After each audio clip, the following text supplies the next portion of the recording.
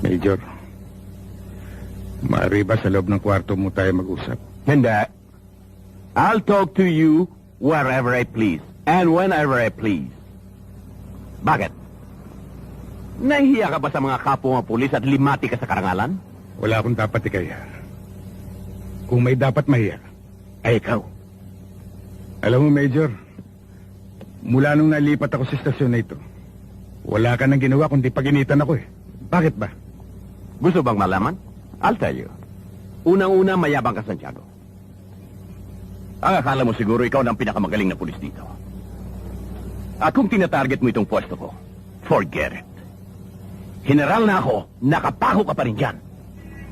Marami ka pang bigas sa kakainin. Hindi ako kumakain ng bigas, Major. Sinasaing ko muna para maging kanin bago ko kainin. Ikaw, Major, palay pa lang kinakain mo na eh. Don't give me that crap.